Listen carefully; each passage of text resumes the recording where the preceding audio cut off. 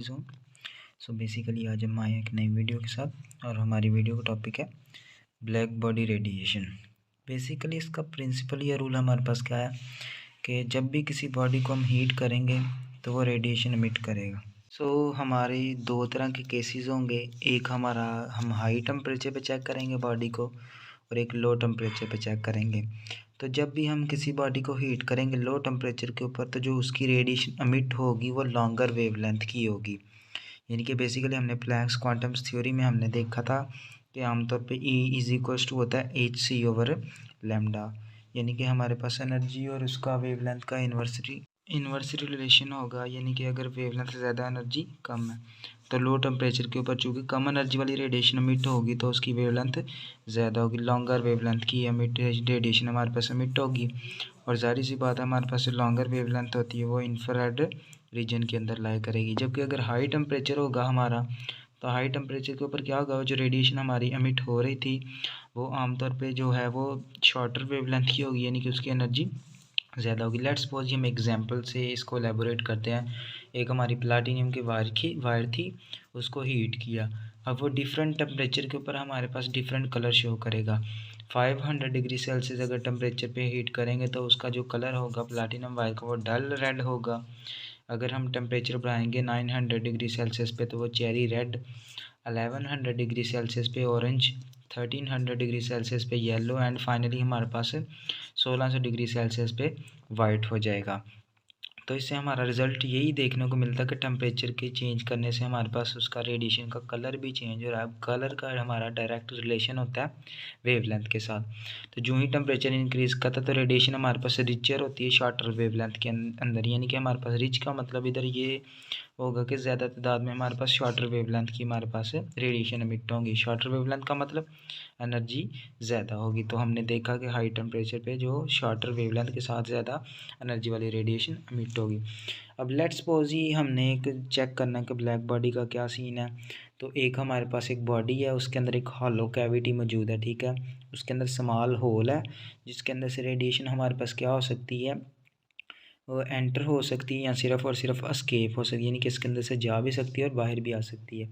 अब इसके जो इनसाइड है उसको हमने क्या किया, ब्लैक किया सूट के साथ, कालक के साथ, ताकि ये हमारे पास गुड वो है गुड हो जाए, हमारे पास अब्जॉर्बर हो जाए और क्या हो जाए हमारे पास रिफ्लेक्टर बैड, हमारे पास रिफ्लेक्टर हो जाए, यानी कि इसके अंदर से रिफ्लेक्ट आउट ना हो सके। जो स्मॉल होल है हमारे पास वो ब्लैक है क्योंकि रेडिएशन जो एंटर होंगी वो अंदर ही रिफ्लेक्ट होंगी, इतनी दफ़ा रिफ्लेक्ट होंगी कि वो यानी कि इधर से इस तरफ रिफ्लेक्ट हुई, इस तरफ रिफ्लेक्ट हुई कि उसका सारे का सारा हमारे पास क्या होगा, जो है वो अब्जॉर्बेशन हो जाएगी पूरी की पूरी रेडिएशन के और पीछे कुछ भी नहीं बचेगा।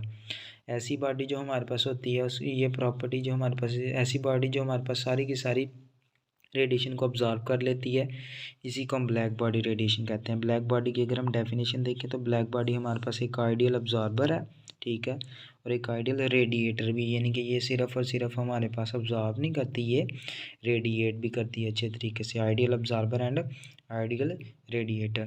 अब ये जो हमारे पास ब्लैक बॉडी रेडिएशन जो थी इनको डिस्कस करने के लिए हमारे पास एक ल्यूमर और प्रिंकियम ने एक्सपेरिमेंट किया था, जिसके ज़रिए उन्होंने कुछ हमारे पास जो है रिजल्ट्स निकाले से 4 से 5 तरह के, जिनको हम डिस्कस करते हैं पूरी डिटेल के साथ कि क्या सीन था उनका जी। तो ये था हमारा ल्यूमर और प्रिंकियम का एक्सपेरिमेंट जिसमें उन्होंने एनर्जी डिस्ट्रीब्यूशन कर्व या जिसको इंटेंसिटी डिस्ट्रीब्यूशन डायग्राम थे उनको डिस्कस किया था। तो ये हमारे पास सेपरेटर्स था, इस तरह फर्नेस था, उसके ज़रिए हमने क्या किया, ब्लैक बॉडी को जब हीट किया तो उसके अंदर से रेडिएशन निकली और रिफ्लेक्टर के ज़रिए उनको प्रिज्म के अंदर से रिफ्लेक्ट करवा के IR स्पेक्ट्रोमीटर की मदद से उन्होंने क्या किया जी, उनको एक थर्मोपाइल रेडिएशन डिटेक्टर की तरफ डिटेक्ट किया। इस तरह उन्होंने ये जो हमारे पास रेडिएशन ब्लैक बॉडी से निकली उनको उन्होंने बेहतरीन तरीके से स्टडी किया और उनकी एक एनर्जी डिस्ट्रीब्यूशन डायग्राम बनाई जिसमें वाई एक्सिस पे हमारी इंटेंसिटी आती थी उस रेडिएशन की और एक्स एक्सिस पे उसकी वेवलेंथ। तो इस तरह जो हमारे पास रिलेशन निकला डिफरेंट टेम्परेचर के लिए, तो हर एक के पास हमारे पास ना एक वैल्यू थी उसकी, यानी कि शुरू में हमारी वेवलेंथ इंक्रीज़ होती थी, फिर एक मैक्सिमम पॉइंट तक जाती थी, फिर उसके बाद वो डिक्रीज़ दिखाना यानी कि शुरू कर देती थी। तो पहला जो हमारे पास वो उन्होंने इसका रूल था वो ये था कि किसी भी गिवन टेम्परेचर के ऊपर एट अ गिवन टेम्परेचर, यानी कि गिवन टेम्परेचर के ऊपर जो हमारी एनर्जी होगी वो यूनिफॉर्मली डिस्ट्रीब्यूटेड नहीं होगी। Energy is not uniformly distributed, यानी कि हमने देखा कि जो एनर्जी है पहले उसकी इंटेंसिटी आहिस्ता आहिस्ता आहिस्ता इंक्रीज़ होती है, एक मैक्सिमम वैल्यू तक जाती है, फिर उसके बाद वो डिक्रीज़ होना शुरू हो जाती है। Energy is not uniformly distributed, ये हमारा पहला था। रेडिएशन स्पेक्ट्रम जो बॉडी था उसके अंदर उन्होंने बताया कि एनर्जी हमारे पास यूनिफॉर्मली डिस्ट्रीब्यूटेड नहीं है। सेकंड जो हमारा था, उन्होंने कहा कि किसी भी गिवन टेम्परेचर के ऊपर जो हमारे पास एमिटेड एनर्जी है उसकी एक मैक्सिमम वैल्यू होती है वेवलेंथ की, जिसको हम लैम्डा मैक्स कहते हैं, मैक्सिमम वेवलेंथ किसी भी गिवन टेम्परेचर के ऊपर। ये जो हमारी मैक्सिमम वेवलेंथ थी ना, ये हमने फिगर के अंदर भी पीछे देखी है। तो उन्होंने कहा जो हमारे पास मैक्सिमम वेवलेंथ और जो हमारा टेम्परेचर होगा, इन दोनों का प्रोडक्ट हमारे पास कांस्टेंट रहेगा, और ये जो हमारे पास कांस्टेंट होगा इसकी वैल्यू होगी 2.91 10⁻³ मीटर केल्विन। ये जो हमारे पास लॉ था, इसको नाम दिया था उन्होंने वेन्स डिस्प्लेसमेंट लॉ, यानी कि जो हमारा इन दोनों का प्रोडक्ट है वो क्या होगा, कांस्टेंट रहेगा। ये क्या था, वेन्स डिस्प्लेसमेंट लॉ था, वेन्स कांस्टेंट इसी के नाम के ऊपर था। तो ये हमारे पास क्या शो करता था जी, लैम्डा मैक्स है ना वो शिफ्ट करता है शॉर्टर वेवलेंथ की तरफ, हमने फिगर के अंदर भी देखा था। थर्ड हमारे पास है कि अगर इंक्रीज इन टेम्परेचर होगा ना, तो उसी के साथ साथ हमारे पास इंक्रीज इन एनर्जी एमिशन भी होगा। टेम्परेचर के बढ़ाने के साथ साथ जो एनर्जी का एमिशन है वो भी क्या होगा, इंक्रीज़ होगा। ये हमने देखा था कि अगर हमारे पास टेम्परेचर कम होगा तो एनर्जी की एमिशन भी कम होगी, अगर इनके टेम्परेचर भी इंक्रीज़ होगा तो एमिशन इन एनर्जी भी इंक्रीज होगा। तो रेडिएशन की जो इंटेंसिटी होती है वह इंक्रीज़ करती है वेवलेंथ के साथ, जबकि हमारे पास वो पर्टिकुलर लैम्डा मैक्स तक जाती है, फिर उसके बाद वो इंटेंसिटी हमारे पास क्या डिक्रीज़ होना शुरू हो जाती है। इस फिगर के अंदर उन्होंने बताया कि इस तरह इंक्रीज़ करती है टेम्परेचर के इंक्रीज़ करने के साथ, फिर एक मैक्सिमम वैल्यू तक जाती है, फिर डिक्रीज़ होना शुरू हो जाती है। ये जो एरिया होता है, एरिया अंडर द कर्व होता है, ये हमें दिखाता है कि हमारी क्या एरिया अंडर ईच कर्व जो हमारा है, एरिया अंडर ईच कर्व, ये हमारा रिप्रेजेंट करता है जो टोटल एनर्जी रेडिएटेड है per second per square metre. Total energy radiated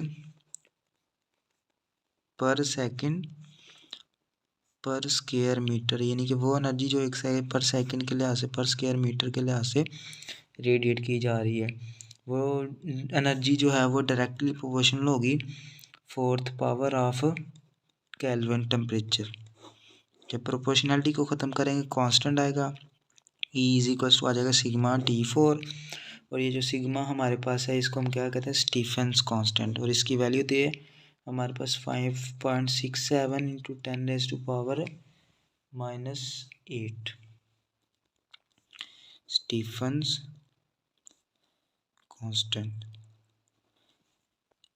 sorry जी। तो जबकि ये जो लॉ है हमारा, इसको हम कहते हैं Stefan Boltzmann law, Stefan Boltzmann law, ठीक है। तो ये थी हमारी बेसिकली जो ब्लैक बॉडी रेडिएशन के ज़रिए हमारे पास 3 से 4 अजम्पशंस आएंगी। पहली ये थी कि हमारे पास एनर्जी यूनिफॉर्मली डिस्ट्रीब्यूटेड नहीं होती।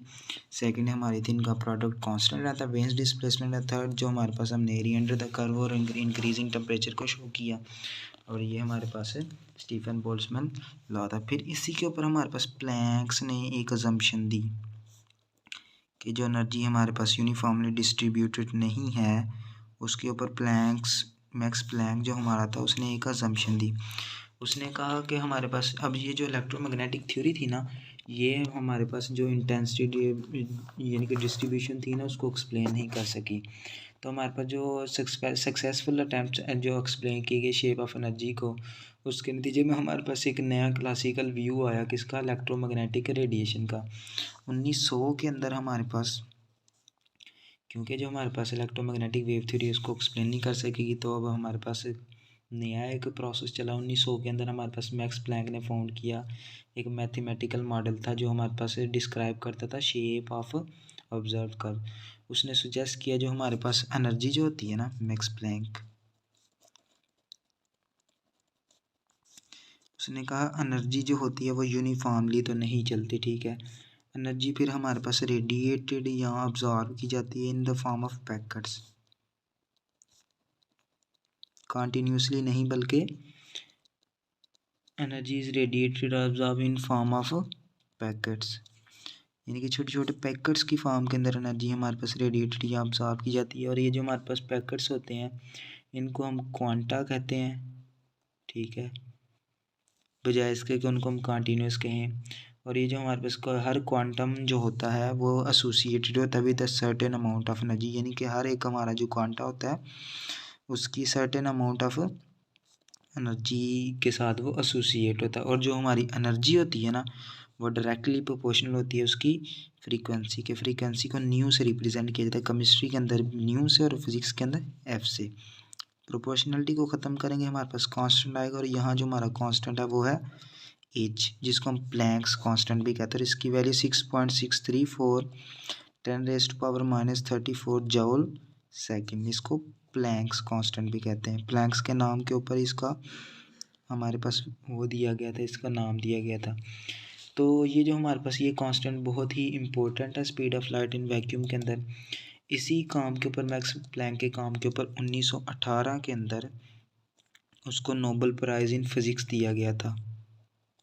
क्यों? क्योंकि उसने डिस्कवरी की थी किसकी, एनर्जी क्वांटा की, यानी कि इंतहाई इम्पोर्टेंट काम कर गया था हमारा जो था मैं प्लैंक था, उसने एक इंतहाई इम्पोर्टेंट काम कर दिया था। प्लैंक्स असम्पशन दी उसने, क्वांटा के बारे में हमें बता दिया था कि एनर्जी जो हमारे पास है पैकेट्स की फॉर्म के अंदर रिलीज़ की जाती है जी। तो फिर हमारे पास एक नई टर्म निकली फोटॉन। प्लैंक ने हमें सुजेस्ट किया था कि मैटर हमारे पास कॉन्टीन्यूस नहीं है, मैटर इज़ नॉट कॉन्टीन्यूस। और ये उसने जो हमारे पास डिस्ट्रीब्यूशन कर्व से दे के बताया था, बल्कि वो हमारे पास large number of tiny particles के ऊपर मुश्तमिल होता है, ठीक है, जिसको उन्होंने क्या किया था, उसका नाम दिया था बेसिकली क्वांटा का। उसने अज्यूम किया कि जो हमारे पास ग्रैनुअल नेचर है रेडिएशन की हॉट बॉडी से, वो कुछ प्रॉपर्टीज़ की वजह से जो प्रोड्यूस करती है। अब आइंस्टाइन ने क्या किया, उसकी आइडिया को एक्सटेंड किया, ठीक है, और पोस्टुलेट दिया कि जो पैकेट्स या जो हमारे पास टीनी बंडल्स ऑफ एनर्जी होते हैं ना, वो इलेक्ट्रोमैग्नेटिक रेडिएशन के पार्ट्स होते हैं ये, और वो उनको फर्दर सब डिवाइड हमारे पास नहीं किया जा सकता। और ये जो हमारे पास इनडाइविजिबल पार्टिकल्स हैं, इनडाइविजिबल टीनी बंडल्स ऑफ